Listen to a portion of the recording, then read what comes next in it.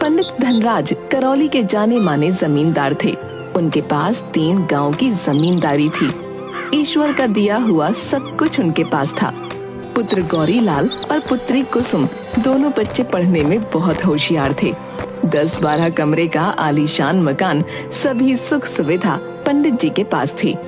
गौरीलाल ने 12वीं पास की थी और नगर पालिका में बड़े बाबू की नौकरी भी उसे मिल गई। अब तुम्हें भगवान की कृपा से सरकारी नौकरी मिल गई है, इसलिए मुझे लगता है कि तुम्हें आगे पढ़ने की कोई जरूरत नहीं। बस मन लगाकर अपनी नौकरी करो। पिताजी, अगर आपकी आज्ञा हो तो मैं आगे की पढ़ाई करना चाहता हूँ। नहीं, अब तुम्हें अपनी नौकरी पर ध्यान देना चाहिए। किस्मत वालों को ही इतनी जल्दी और इतनी अच्छी नौकरी मिल जाती है। भगवान ने तुम्हें जो दिया है उसकी कद्र करो और उसे संभालो। पिता की बात मानकर गौरी ने नौकरी शुरू कर दी और बहुत ही जल्द उसके लिए रिश्ते आने भी शुरू हो गए। पंडित धनराज ने विवाह के लिए कन्या पसंद करने की जिम्मेदारी अपनी पत्नी को सौंप दी। पंडित जी की पत्नी ने सैकड़ों रिश्तों को नापसंद किया।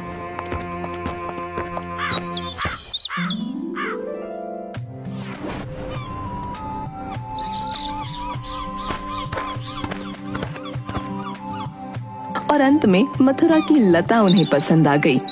अभी तुम्हें और कितनी लड़कियां देखनी है? तुम्हें तो कोई रिश्ता पसंद ही नहीं आ रहा। मुझे मथुरा वाला रिश्ता अच्छा लग रहा है। लड़की सुंदर है, संस्कारी है और मुझे पहली नजर में ही पसंद आ गई। बस आप चलकर इस रिश्ते को मोहर लगा दीजिए। अब धूमधाम के साथ लता और गौरीलाल की शादी हो गई और लता विदा होकर अपनी ससुराल करौली जाती है। शादी की रात को महिलाएं लता को उसके कक्ष में छोड़ने जा रही होती हैं। तो अचानक लता का चेहरा सफेद पड़ जाता है और वो बेहोश होकर गिर जाती है। क्या हो गया बहू को अचानक? ये बेहोश कैसे हो गई? पता नहीं, अभी तो ठीक थी, अचानक से जोर जोर से कांपने लगी और इसका चेहरा तो देखो, बिल्कुल सफेद पड़ गया। लता को अस्पताल में भर्ती किया जाता है। दूसरे दिन दोपहर के समय लता को होश आता है और अपने आप को अस्पताल में देख उसे बड़ा आश्चर्य होता है। मुझे क्या हुआ था जो आप मुझे अस्पताल में लेकर आए हैं? भाभी, आप बेहोश होकर गिर गई थी। हम सब बहुत डर गए थे। आप कैसी हैं? अब तुम्हारा जी कैसा है बहू? अब तो ठीक लग रहा है, बस थोड़ी कमजोरी महसूस हो रही है। भगवान का लाख लाख धन्यवाद, तुम ठीक हो गईं। हम तो घबरा ही गए थे। गौरी, अब मैं घर जाती हूँ, तुम बहू के पास रहो। तुम्हारे पिताजी को एक खबर देनी होगी कि बहू का स्वास्थ्य अब ठीक है। वो बहुत चिंतित थे और मैं घर जाकर कुछ खाने के लिए बनाकर भेज देती हूँ। तुम लता को खिला देना और खुद भी खा लेना। कुसुम अपनी माँ के साथ घर चली जाती है। अब कैसी तबीयत है? अब तो बिल्कुल ठीक हूँ। समझ में नहीं आता कि मुझे क्या हुआ था। पहले तो कभी ऐसा नहीं हुआ। कुछ खाने का मन कर रहा हो तो मैं लेकर आता हूँ। नहीं, मेरा मन नहीं है। हाँ, अगर सेब मिल जाए तो ले आइएगा। गौरीलाल अस्पताल के बाहर खड़े ठेले वाले के पास सेब लेने जाता है। सेब का मौसम नहीं था, इसलिए बाजार में सेब अच्छे नहीं आ रहे हैं। अब एक काम करो, इनमें से अच्छे अच्छे आधा किलो सेब दे दो। लता आंखें बंद करके लेटी हुई थी और उसके सर के पास रखी हुई मेज पर अच्छे किस्म के सेब रखे थे। ये सेब कौन दे गया लता? बिल्कुल ताजा सेब है। मुझे तो ऐसा सेब पूरे बाजार में नहीं मिला। मुझे नहीं पता, मैंने तो किसी को सेब रखते हुए देखा ही नहीं। गौरीलाल को बड़ा आश्चर्य हुआ। उसने इधर उधर वार्ड में जाकर देखा, कोई परिचित व्यक्ति भी नहीं मिला जो सेब रख गया हो। खैर जो भी हो, उसने सेब काट कर लता को खाने को दिया और खुद भी खाया। सेब बड़े स्वादिष्ट थे। शाम को कुसुम लता के लिए दूध और दलिया लेकर अस्पताल पहुंची और देखती है एक प्लेट में दलिया और एक बड़ा ग्लास दूध लता के सिरहाने रखा था। क्या भैया, इतनी जल्दी थोड़ी मची थी? मैं तो दूध और दलिया लेकर आ ही रही थी ना। तुम्हें बाजार से लाने की क्या जरूरत थी? कैसा बाजार और कैसा दूध दलिया? मैं तो यहाँ से कहीं गया ही नहीं। कहते कहते उसकी नजर पलंग के पास रखे दूध के गिलास और दलिया पर पड़ी। अरे, इसे कौन रख गया? ताज्जुब है, मैं इसी बेड पर बैठा हूँ और न जाने कौन रख जाता है। इसके बाद उसने सबके बारे में भी कुसुम को बताया। कोई तुम्हारा परम मित्र होगा जो भाभी का इतना ख्याल रख रहा है। दूसरे दिन सुबह लता अस्पताल से घर चली जाती है। अब वो पूरी तरह स्वस्थ थी। शाम के समय गौरी लता के कमरे में गया तो लता ने मुस्कुराते हुए उसका स्वागत किया। गौरी पलंग पर बैठ गया और इधर उधर की बातें करने लगा। थोड़ी देर के बाद जैसे ही उसने लता का हाथ पकड़ा, उसे एक झटका लगा, जैसे शरीर में करंट दौड़ गया हो। उसने लता की ओर देखा। लता की आंखें लाल और चेहरा भयानक हो गया और लता बहुत भयानक आवाज में बोलने लगी। चले जाओ यहाँ से, दोबारा कभी इसे हाथ लगाने की कोशिश मत करना। आज तो सिर्फ करंट लगा है, अगली बार प्राण देने पड़ सकते हैं। चले जाओ यहाँ से, ये सिर्फ मेरी है और किसी की नहीं। गौरी भागकर कमरे से बाहर आया। माँ, कहाँ हो तुम? जल्दी आओ इधर। क्या हो गया? कितने घबराए हुए हो? बहू तो ठीक है ना? पता नहीं, मुझे कुछ समझ नहीं आ रहा।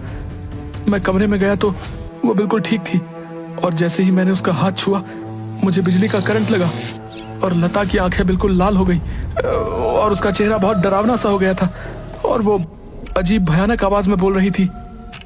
तू क्या बकवास कर रहा है? चल मेरे साथ। दोनों कमरे में जाते हैं। कुसुम भी उनके पीछे दौड़ी। अरे ये क्या हुआ भाभी को? ये तो बेहोश पड़ी है। लता की सास लता के मुंह पर पानी डालती हैं, जिससे लता को होश आ जाता है। आप सब यहाँ? क्या हो गया था? मुझे कुछ हो गया था क्या? भाभी आप फिर से बेहोश हो गई थी। बेहोश? मुझे तो कुछ भी याद नहीं आ रहा। मुझे क्या हुआ था? तुम परेशान मत हो बेटा, आराम करो। तुम्हारी तबीयत शायद अभी पूरी तरह से ठीक नहीं है। वो सीधा पंडित जी के पास जाती है और पंडित जी को सारी बात बताती है। समझ तो मुझे भी कुछ नहीं आ रहा और मुझे बहू की फिक्र भी बहुत हो रही है। बेचारी अभी तो अपने माँ बाप को छोड़कर आई है और उसकी तबीयत खराब हो गई। मैंने उसकी बीमारी की खबर तार के जरिए उसके मायके भेजी है। उम्मीद है कि कल या परसों में उसके माँ बाप यहाँ आ जाएंगे। आपने बहुत अच्छा किया। हो सकता है माँ बाप से मिलकर उसकी तबीयत थोड़ा संभल जाए। तार मिलते ही लता के माँ बाप आते हैं और बातें शुरू होती हैं। लता को अब तक तो ऐसी कोई बीमारी नहीं हुई। यहाँ आते ही पता नहीं क्या हुआ। हमने डॉक्टर वर्मा को दिखाया था, पर बीमारी उनकी पकड़ में नहीं आ रही। डॉक्टर वर्मा इंग्लैंड से डॉक्टरी पढ़कर लौटे हैं और यहाँ के बहुत बड़े डॉक्टर हैं। घटना के लगभग 12 घंटे बाद लता फिर से स्वस्थ हो गई।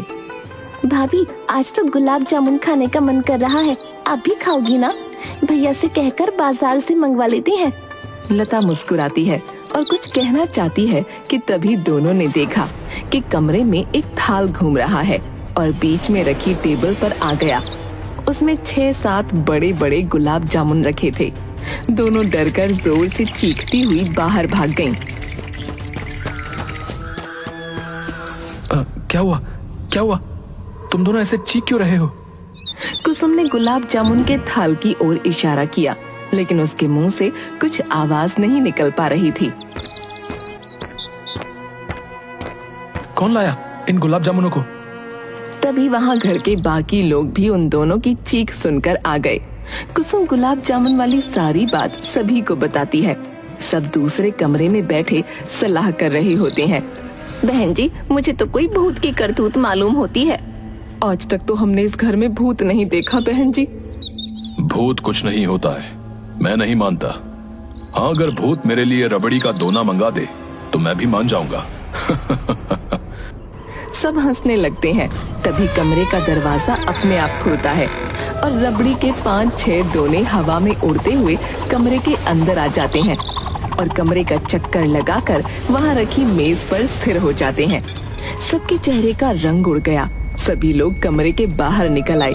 सबको समझ आ गया कि ये बुरी आत्मा है और सब ये भी समझ चुके थे कि लता तभी बीमार होती है जब गौरी उसके कमरे में जाता है। गौरी ने लता के कमरे में जाना छोड़ दिया। पंडित अपने मित्र से सारी बातें बताते हैं। धनराज, तुम परेशान मत हो। मैं कानपुर के एक प्रसिद्ध ओझा को बुला लेता हूँ और वो आते ही तुम्हारे पूरे घर का निरीक्षण करेंगे। दूसरे दिन ओझा पंडित जी के घर पर आता है और पूरे घर का निरीक्षण करता है।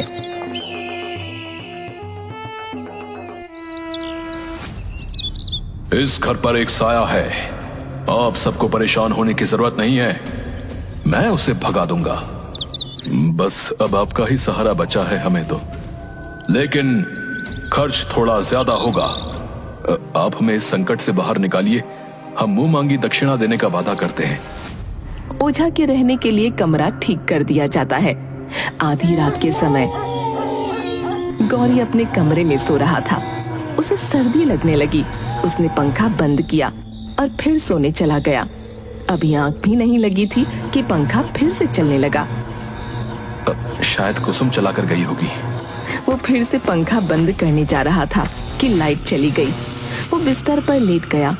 20 मिनट हो गए पर पंखा अभी भी तेज गति से चल रहा था। अचानक गौरी का बिस्तर जमीन से 5 फुट ऊंचाई में उड़ा और कमरे में गोल गोल घूमने लगा। गौरी के मुंह से जोरदार चीख निकली। वो बिस्तर से कूदकर तेजी से पिता के कमरे की ओर भागा। चीख सुनकर घर के सभी लोग जाग गए और बाहर आ गए। ओझा कुछ मंत्र पढ़ते हुए मकान के चौक में आ गया था।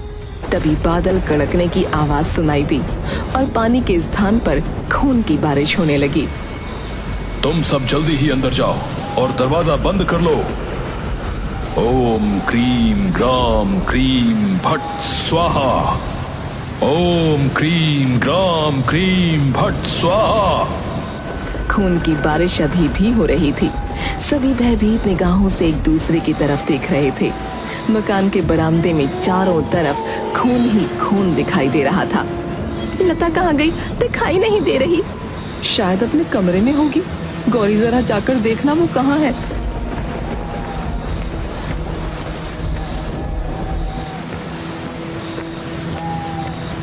लता अपने कमरे में नहीं है। मैंने उसे रसोई घर, हॉल, ड्राइंग रूम, पूजा घर सब जगह ढूंढ लिया पर पता नहीं कहाँ चली गई। अब तक खून की बरसात भी बंद हो चुकी थी। सभी लोग लता को ढूंढ रहे थे। हवेली का दरवाजा अंदर से बंद था। कुंडी लगी थी। इससे ये तो निश्चित था कि लता हवेली के अंदर ही है। सब लता को ढूंढ रहे थे। पहली मंजिल पर बने एक कमरे का दरवाजा खुला दिखाई दिया। कमरे के अंदर लता मुंह के बल बिस्तर पर बेहोश पड़ी होती है। उसे होश में लाया जाता है। लता, तुम यहाँ कैसे आई? तुम तो अपने कमरे में सो रही थी और तुम्हें इस कमरे की चाबी कहाँ से मिली? लता आश्चर्यचकित होकर सबका मुंह देख रही थी। मुझे नहीं पता मैं इस कमरे में कैसे आई। कोई बात नहीं बेटा, तुम परेशान मत हो। आज के बाद लता को कोई 1 सेकंड के लिए भी अकेला नहीं छोड़ना। हर समय घर का कोई ना कोई सदस्य उसके साथ रहेगा। क्योंकि घर की औरतें घटनाओं से बहुत ज्यादा भयभीत हो चुकी थीं, इसलिए लता के साथ रहने की जिम्मेदारी गौरी को दी गई। 2 दिनों तक घर में सब कुछ शांत था। तीसरे दिन लता नहाने गई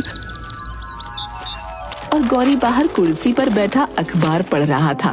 तभी उसे सफेद कपड़े पहने हुआ एक व्यक्ति बाथरूम की ओर जाता दिखाई दिया। कौन हो तुम और बाथरूम में कहाँ जा रहे हो?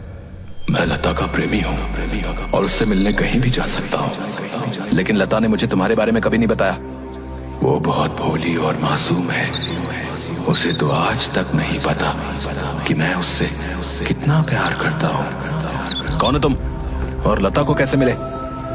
मेरा नाम तन्मय है। मैं लता के पड़ोस में किराए पर रहता था और उसे देखते ही मुझे उससे प्यार हो गया।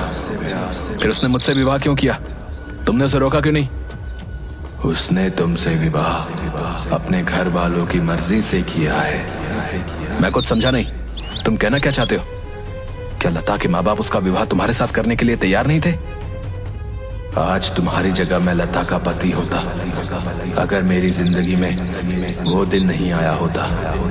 तुम साफ साफ बात क्यों नहीं करते?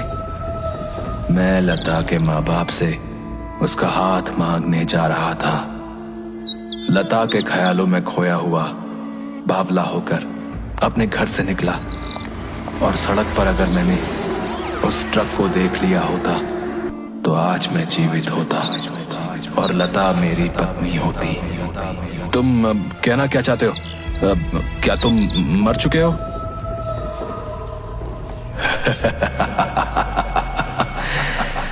मैं मरकर भी जिंदा हूं, क्योंकि लता का प्रेम और उसका मासूम चेहरा मुझे मार कर भी मुक्ति नहीं लेने दे रहा, और मैं उसे पाकर रहूंगा किसी भी कीमत पर। अगर तुम्हारी पत्नी होने से तुम्हें सारे हक मिल गए तो मैं भी लता के साथ विवाह करूंगा और उसका पति बनूंगा। तुम क्या बकवास कर रहे हो? लता मेरी पत्नी है, मैं तुम्हें छोड़ूंगा नहीं।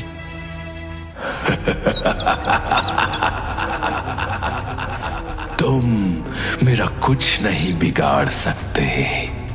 याद है ना, मैंने तुम्हें कैसे धरती से उठाकर आसमान में घुमाया था? याद है या भूल गए? गौरी डर गया। आज से 3 दिन बाद दिवाली है, और मैं दिवाली के दिन लता से विवाह करने के लिए बारात लेकर आऊंगा, और तुम सबके सामने उससे विवाह करूंगा। इतना कहकर तन्मय वहां से गायब हो जाता है और गौरी वहीं पर बेहोश हो जाता है। लता बाथरूम से बाहर आती है और गौरी को बेहोश देखकर जोर से चीखती है। घर के सभी सदस्य वहां आ जाते हैं। गौरी होश में आता है और वो सारी बातें बताता है। ये तन्मय कौन है? लता, क्या तुम उसे जानती हो? नहीं माँ, मैं तन्मय नाम के किसी लड़के को नहीं जानती, और मैंने कभी ये नाम पहले सुना भी नहीं है। हम सब ने ये नाम कभी नहीं सुना। पता नहीं तन्मय कौन है, कहाँ रहता है, हम उसके बारे में कुछ नहीं जानते। बहन जी, हमें अपनी बहू पर पूरा विश्वास है और हम इस मुश्किल से उसे बाहर निकाल कर ही रहेंगे। आप हम पर भरोसा रखिए। ये बड़ी ही सिद्धि और दुष्ट आत्मा है जो आपकी बहू लता के ऊपर फिदा है, परंतु आप सब फिक्र मत कीजिए। मैं कल एक अनुष्ठान करूंगा और उसके बाद इस सिद्धि आत्मा का खेल हमेशा के लिए खत्म हो जाएगा। बाबा, यदि आपको जरा भी संदेह हो तो आप किसी को अपनी सहायता के लिए बुला लीजिए। मुझे किसी प्रकार का कोई संदेह नहीं है, और इस तरह की आत्माओं को भगाने के लिए मैंने अपने गुरु गंगाधर जी से उचित शिक्षा प्राप्त की है। विश्वास रखिए, मैं आपको इस मुश्किल से मुक्त करूंगा। दूसरे दिन सुबह अचानक से ओझा के कमरे से चिल्लाने की आवाज आने लगती है।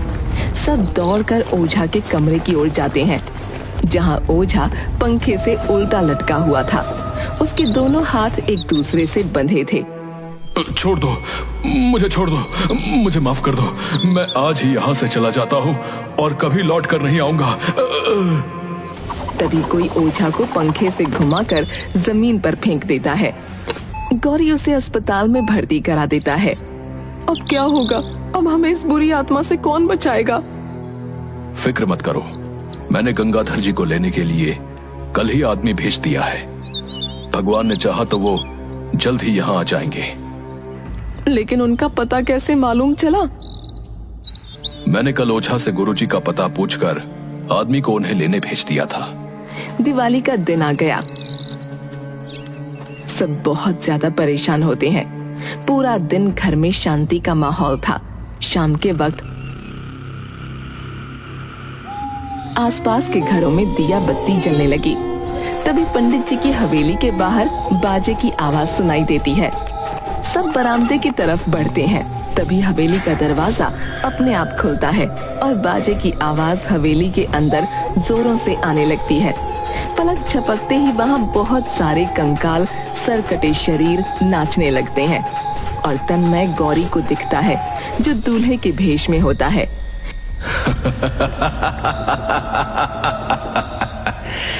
मैंने कहा था ना कि मैं दिवाली के दिन लता से विवाह करने के लिए बारात लेकर आऊंगा। देखो, मैं आ गया। इस अजीब सी बारात को देखकर घर की सारी औरतें बेहोश हो जाती हैं। तभी लता के कमरे का दरवाजा खुलता है और वो दुल्हन के रूप में वरमाला लिए अजनबी की तरफ आती है। गौरी लता को आवाज देता है, लता, लता, तुम होश में तो हो? तुम ये क्या करने जा रही हो? लता को तो जैसे कुछ सुनाई ही नहीं दे रहा होता। वो चलती हुई सीधा तन्मय के पास पहुंची और वरमाला उसके गले में डालने ही वाली थी कि तभी एक गंभीर और दमदार आवाज आई। रुक जाओ, जाओ, जाओ। आवाज सुनते ही लता के हाथ रुक गए और वो वहीं बेहोश होकर गिर गई। ये आवाज गुरु गंगाधर की थी। पंडित जी, फिक्र मत कीजिए, मैं आ गया हूँ। घर का मुख्य द्वार तुरंत बंद कर दीजिए।